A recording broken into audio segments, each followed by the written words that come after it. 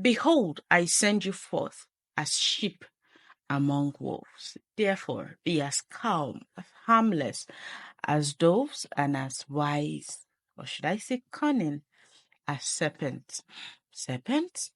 Who forbid? Serpent, that animal that tricked Eve, that put us in this mess. If not for the snake, maybe we'll still be in the Garden of Eden right now, right? It tricked Eve. That's why we labor so much with pangs and all the curse. Oh, the men will sweat by their brows until they soil hard before they can survive, right? The serpent. See, sometimes I have these musings. Should I borrow Brené's word and call them rumblings? I'm glad that at times it's not just me, that I can find some people who have the same mental disorder as me. And most of this year, I know it's still pretty early, I've found myself thinking about how a lot of people take us for granted, especially because we're believers, because we're meant to be nice, as of course as zen and as calm as sheep. They expect us to let go of everything that happens, they offend us, and then we have to forgive the trick us, especially in this dog eat dog society we are in.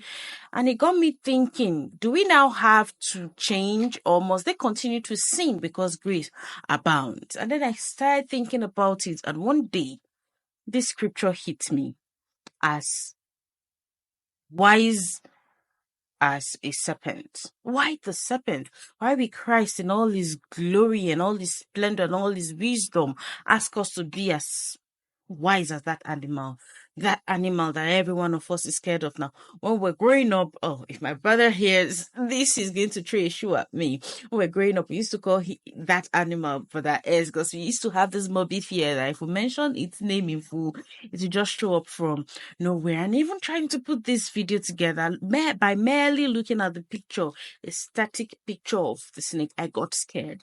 What if that's like a matrix, the loop, a continuing loop to keep us afraid of the animal, instead of really exploring the traits that we can embody first as individuals and then as parents, and by extension, of course, teach it to our children? Before we dive right into this episode, which I have carefully thought of to tag as the wisdom of a serpent, please click on the share button. It is very, very, very, very free to share. Share with your friends, share with that parent you've been judging so much. Lend a helping hand, all right? And turn on notifications on the channel so that you can get notified when we post fresh episodes. Please like and comment. Do not keep us as your best kept secret. Let's dive right in.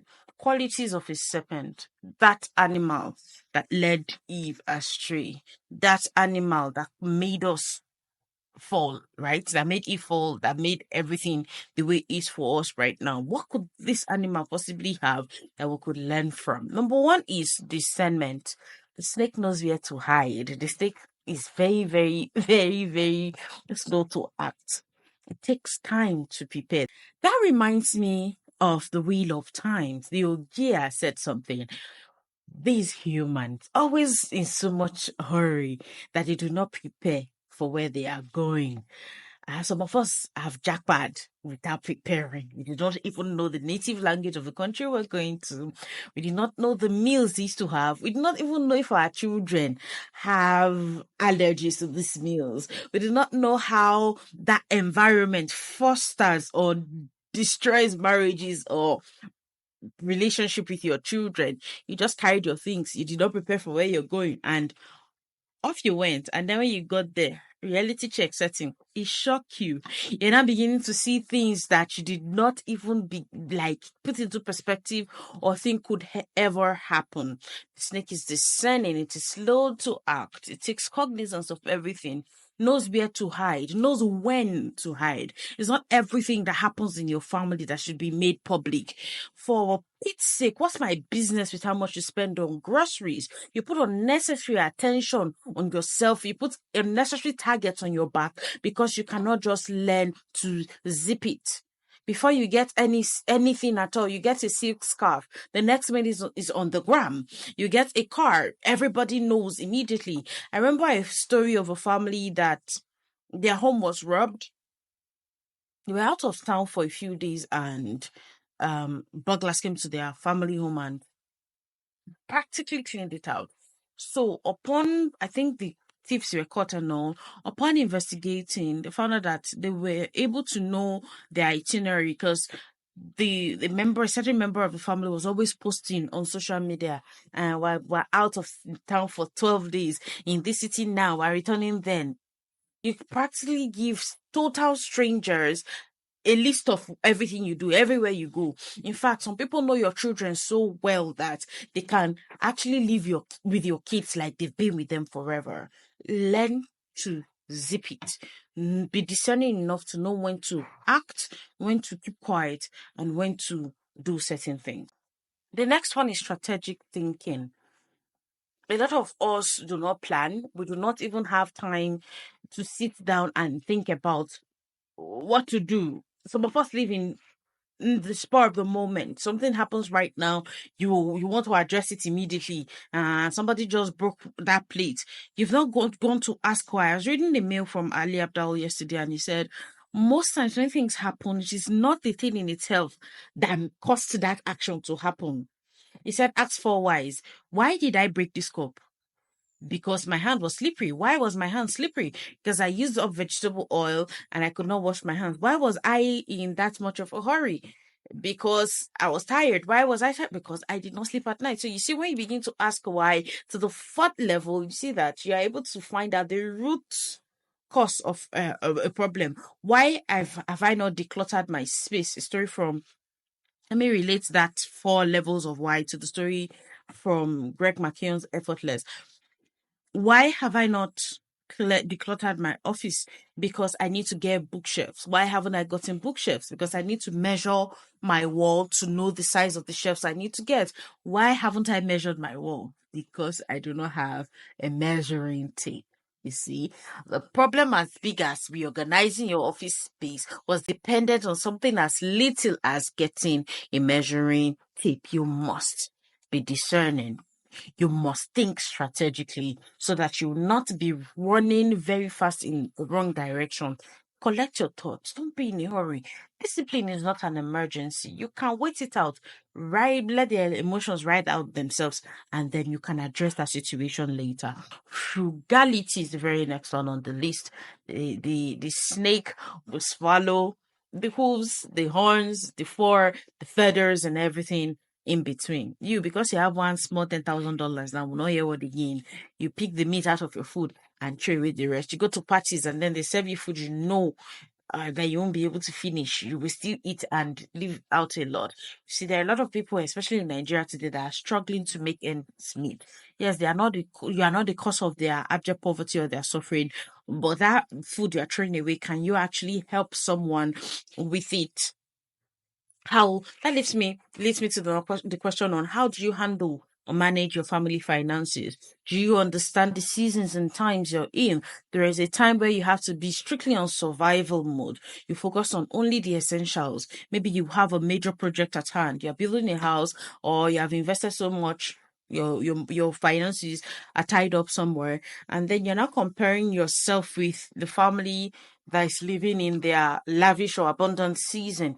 You see, if you learn to mind your business, I don't mean that in a rude way, like, okay, you know your goals, you know your financial commitments, you know your plans for your family. If you learn to mind that business, you'll not be under pressure when the next person buys a car. Sometimes the reason why that family has moved to a bigger house is not to pressure you. I'm sorry. It is maybe because their family has outgrown the small space, the little space they are in now, and that need has felt the resolve to take that action. But you that does not have that same need, you that is fighting a totally different battle, you go and start running helter-skelter to go and start looking for money to borrow, to go and start causing family trouble in the family, putting your spouse or your partner under undue pressure just to be like the person. By all means, admire but never aspire, right?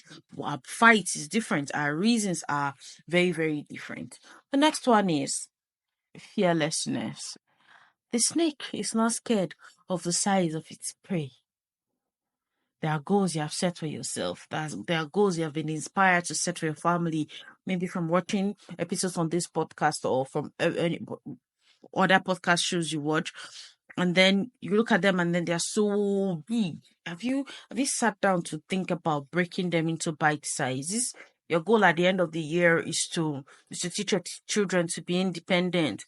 Month one, can I teach them communication skills? Can I teach them in month two how to work together as a team? Can I teach them how to initiate tasks or delegate tasks? Can I teach them that there's such a thing as deferring and dumping? There are some things I can defer till later, or I can delegate to someone else to do. There are some things I have no business doing at all. I could just dump them. You see, to achieve that goal of independence at the end of the year, there are a lot of other soft skills in between. If you break that very, very big goal into smaller bite size, you see that you're able to approach them better. Okay, if now that you're broken down independence to different skills, take that one again, break it down into maybe the 4 weeks in the month or every single day. What story can I use to teach this skill? What worksheets can I maybe print out from the internet to be able to help them learn continuously?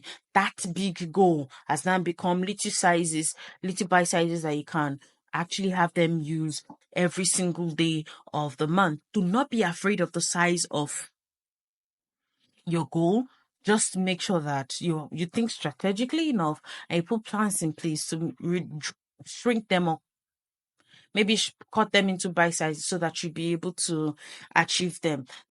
The next one is silence. Some of you put pictures of everything, like everything, receipts of when you went shopping. Do you know, guys, I spent 1 million naira on groceries today. Who ask you? It not concern me. I don't have to know, really. Nobody has to know. The day you're not able to now spend 1 million, you now be feeling pressured or something. And if that does not glorify God in any way, why use it to maybe pressure another person? And you too that is looking at it, it's not everything that is a weapon fashioned against you now.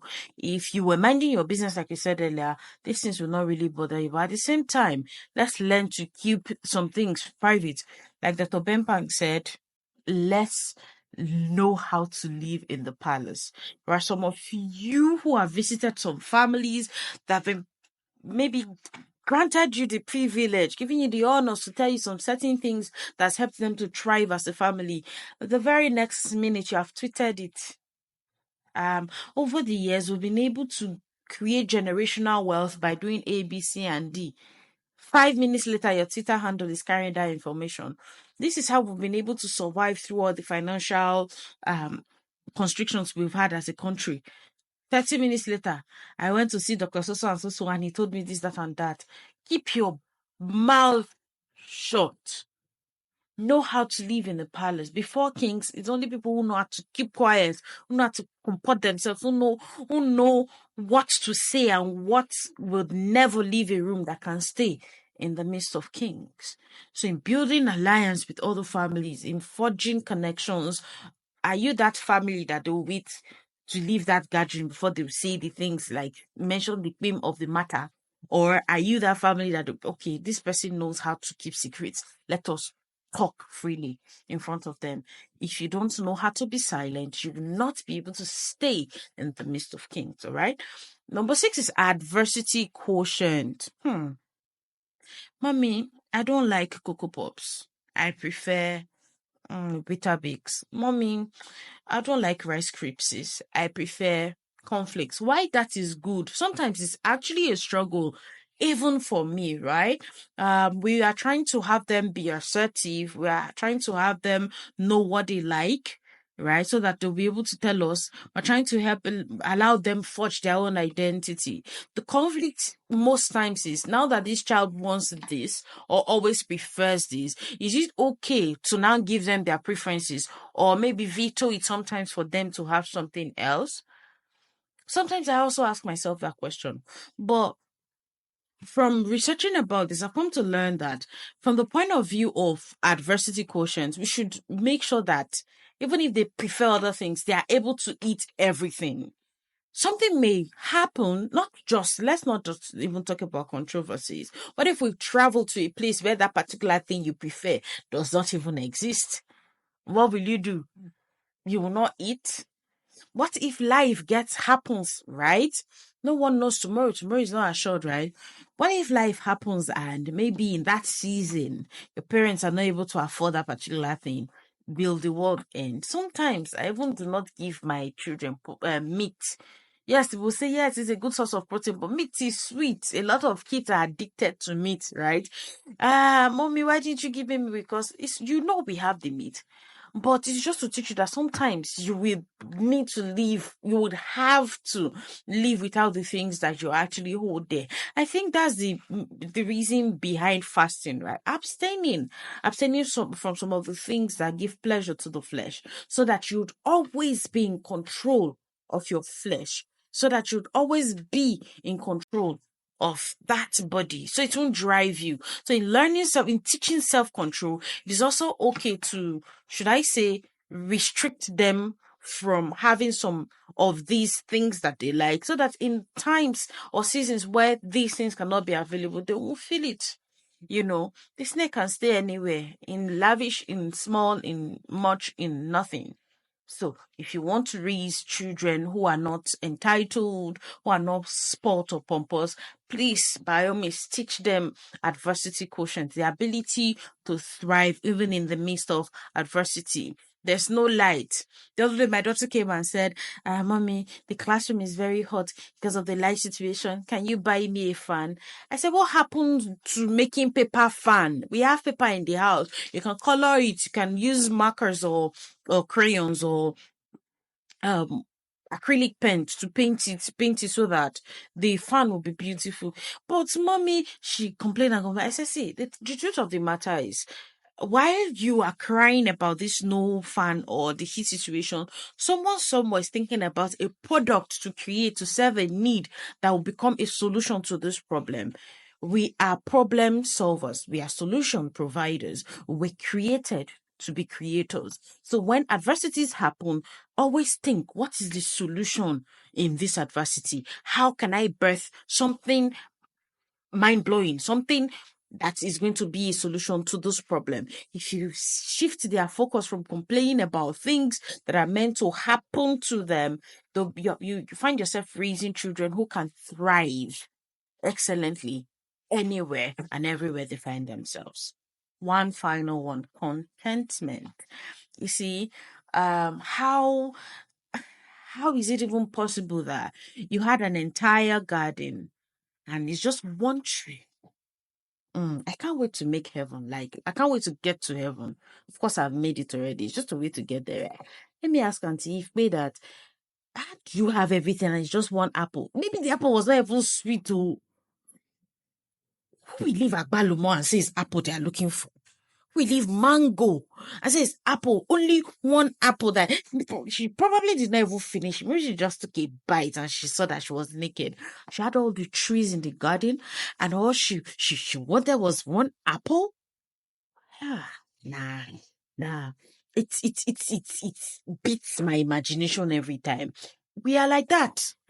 We are quick to point accusing fingers at Eve, forgetting that you have 20 pairs of shoes. You have not worn one in 3 years. But because your neighbor just bought one red shoe, you kill yourself because you have not bought it too. Oh, you have all the bracelets in the world. That lady you have been confusing yourself with, you have been disturbing your peace of mind with on Instagram, has bought one bracelet. You jump on it, you must buy it. Learn to be contented with what you have. Or is it David that had wives that now just was strolling because it was idle, he was strolling and now saw somebody else's wife and said he wanted it? Or is it Abner that said, okay, that field, this is that poor man's field that I must have. If I don't have it, I will die. These things, they've happened before. There's no wonder Solomon said there's nothing new under the sun. These things have happened before. They're happening now, even in our grandchildren's time. They will happen again. But if we can teach contentment to ourselves first and mirror it, model it to our children, see that it will be a good fight to fight in this generation ahead of the one to come. Contentment. finding fulfillment in what you have. No, it is not as much as Mr. A or Family B has. But is it enough to get you by in this season? Because our fight is different, because our battles are unique. We may be given different measure of resources. I remember a story of that a preacher told about a certain person that is going to Kano, for instance, from the Federal Capital Territory, may not need the same resources that the person going to the UK to minister we need. But because God gave that one $100,000 and gave you that's going to Kano 50,000 naira, you are angry. Are you going to pay the same flight fare? Are you going to pay for the same accommodation? Are you going to pay for the same maybe hall or for all the logistics that the person traveling far will pay for? If you understand your journey and the seasons and times and where you are at every point in that journey, you see that you'll be less pressured. You see that you learn to be more contented with what you have. The resources you will give to me for the journey traveling will definitely not be the same he will give to you. So instead of comparing yourself with me, admire me. Don't aspire to be me. Instead of me comparing myself with you, I tell people, when you see me do the things that I do, thank God for me. Never aspire to be me. All right, because you don't know the scars I've gotten on this battlefield. You don't want to know all the things I've had to go through. Your zone of genius is different too. Your assignment is different. I don't know if I've told you guys this story before of, I think it was three people who went to heaven, and God was asking the first one, okay, you were meant to be a teacher, you chose to be an accountant. Because of that, many people who were tied to your destiny to have been one to me were not one, because you went to focus on your own assignment instead of the one I put in front of you. There's a lady that was raising three children that was crying bitterly. All she could do was focus on raising three children. She couldn't really do much for the kingdom. And God said, in raising those three children, each one has won 1,000,000 souls for me. You were fulfilling your assignment. I didn't call you to win the world. I just needed you to raise them right so that they could win the 3 million attached to them. And to the last one, he said, well done. Thank you so much for sitting in your space of purpose. You've been able to win a lot of souls to me. So that we are all humans, that we're all parents, does not mean that we're raising the same children, that we're on the same path, or that we're called to do the same thing. Your why is different. Your path is different. So when God allocates resources, he allots them very differently too. So know where you are going, know who you are, where you're going, and by all means, focus on your path. Be contented with what you have. All right. Today we've been able to talk about the wisdom of the serpent. We talked about discernment. We talked about strategic thinking. We talked about frugality. We talked about fearlessness. We talked about silence, adversity quotient, and finally, we talked about being contented. Beacons. Every time we have conversations around parenting excellently, it is not to make you feel bad for whatever is not going wrong, going right for you in your parenting game. It is not for you to come and start shouting, yeah, yeah, yeah, I've done so much, I'm doing well, I'm doing well. Remember, even with Jesus, the devil went away to come back at an opportune time to test him. He's always pacing around like a wounded or a roaring lion looking for whom to devour. And you got it right yesterday does not mean that you will not have to put in a lot more effort today. I grew up with one quote my dad told me. He said, whatever you get from hard work, you keep through harder work. All right. So, neither hot nor cold, the Lord will spit away from his mouth, right? We need to keep working at our salvation with fear and trembling. The assignment is clear. Raise children that have been put in our care. The least we could do is actually learn to do it right. I believe that he has given us the resources in finances, in people, in of course learning materials to make that journey very, very easy. The question is, what would you do with this information you have gotten today? If this was for you, I believe that you'd use it very well and share with the parents of the family you know would need this message. It is my firm belief or desire that we keep putting in the work, that we keep allowing our muscles, our mind muscles to stretch to accommodate the new things that we meet or learn, and to the courage that we have the courage to unlearn the things that we're used to. That they got us here does not mean that they'll get us to our next level in parenting. Thank you so much for spending time with us today again on this episode. We appreciate you, we celebrate you, we honor you. We say thank you for all you do in making this mission, making this movement a relevant one, showing up every day audaciously, putting your best foot forward and raising excellent children and being excellent yourself. Until we see you again in our next episode. Remember to share this video, remember to drop a comment, and by all means, stay excellent.